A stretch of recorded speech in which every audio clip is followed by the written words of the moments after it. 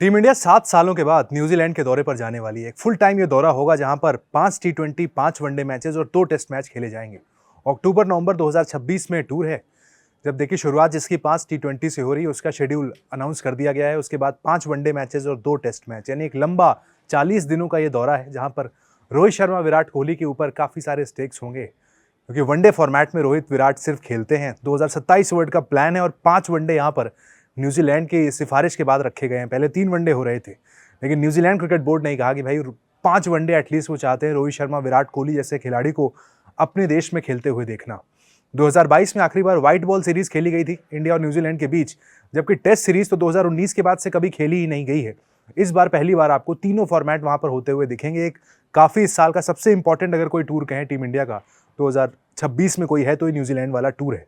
Schedule अगर आप देखें तो पहला टी20 22 अक्टूबर को खेला जाना है, क्राइस्ट चर्च में मैच होगा। इसके बाद दूसरा टी20 24 अक्टूबर को, ये भी क्राइस्ट चर्च में। फिर तीसरा टी20 27 अक्टूबर को वेलिंगटन में। चौथा टी20 ऑकलैंड में 30 अक्टूबर को खेला जाना है, जबकि पांचवा टी20 1 नवंबर को हैमिल्टन में होगा। इसके बाद 5 वनडे मैचों की सीरीज है जो कि 4 नवंबर से शुरू होगी और 15 नवंबर तक वहां पर 5 वनडे मैचेस खेले जाएंगे। 2027 वर्ल्ड कप के लिहाज से काफी इंपॉर्टेंट है। इसके बाद 2 टेस्ट मैच जो कि वेलिंगटन और क्राइस्टचर्च में होने, एक 19 से 23 नवंबर के बीच, दूसरा 27 नवंबर से 1 दिसंबर के बीच। WTC के लिहाज से देखें तो दोनों टेस्ट मैच काफी इंपॉर्टेंट है। अगर टीम इंडिया इन टेस्ट मैचों को हारती है तो इसके बाद देखिए जो बर्डर-गावस्कर ट्रॉफी होनी है, जहां पर ऑस्ट्रेलिया की टीम इंडिया में आने वाली है, शेड्यूल वहां पर ऑलरेडी उसका आ चुका है, उस सीरीज का महत्व खत्म हो जाएगा। ऐसे में टीम इंडिया को इन 2 टेस्ट मैचों को जीतना बेहद जरूरी होगा। WTC में हम ऑलरेडी काफी पिछड़े हुए हैं। टीम इंडिया नंबर 5 से नीचे है इस वक्त, जो पॉइंट्स टेबल कहता है WTC का। ऐसे में ये 2 टेस्ट मैचेस काफी इंपॉर्टेंट है। 5 टी20 जो सबसे पहले खेले जाने हैं, फिलहाल टी20 वर्ल्ड कप तो नहीं है अभी फिलहाल, लेकिन हाँ कई सारे यंगस्टर्स हैं जिनको आजमाया जा सकता है टी20 के सीरीज में। पहले इंग्लैंड में हम खेलेंगे, उसके पहले हम देखें आयरलैंड में खेलेंगे, फिर जिम्बाब्वे में, और फिर न्यूजीलैंड का जो दौरा आएगा। यहाँ पर 5 टी20 हैं। ऐसे में काफ़ी इंपॉर्टेंट है टीम इंडिया के लिए टेस्ट मैचेस स्पेशली, क्योंकि 2009 में हम वहाँ पर जीते थे। उसके बाद से देखिए भारतीय टीम जीती नहीं है, लगातार न्यूजीलैंड में हम स्ट्रगल कर रहे हैं।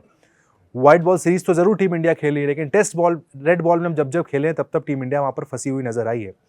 तो इंपॉर्टेंट टूर है ये, रोहित विराट के लिहाज से देखा जाए, टेस्ट क्रिकेट के लिहाज से गौतम गंभीर और शुभमन गिल के लिहाज से देखा जाए, क्योंकि टेस्ट क्रिकेट में जो WTC का सपना है वो सीरीज तोड़ सकती है अगर आप हारे तो।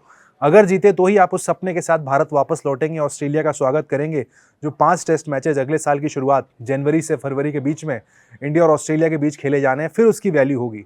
अदरवाइज इन 2 टेस्ट मैचों के बाद आपका खेल टेस्ट सीरीज में WTC के साइकिल में खत्म हो जाएगा। तो एक तरफ वर्ल्ड कप 2027 की प्लानिंग का सबसे इंपॉर्टेंट हिस्सा, क्योंकि 2027 वर्ल्ड कप साउथ अफ्रीका में खेला जाना है। कंडीशंस न्यूजीलैंड की भी काफ़ी हद तक वैसे ही मिलती हैं, थोड़ी सी ज़्यादा पेस यहाँ पर होती है साउथ अफ्रीका के लिहाज से। तो यहाँ पर अगर रन बनेंगे, खासकर रोहित शर्मा के, जिनके ऊपर सवाल उठ रहे हैं कि वो फिट हैं नहीं फिट हैं, उनकी फिटनेस को लेकर तमाम तरीके की बातें लोग कर रहे हैं। तो रोहित शर्मा के लिहाज से साल में 2 जो सीरीज़ें हैं सबसे इंपॉर्टेंट है। एक इंग्लैंड की सीरीज़ जो जुलाई में खेली जानी है, और दूसरी है न्यूजीलैंड की सीरीज जो कि अक्टूबर-नवंबर में खेली जानी है।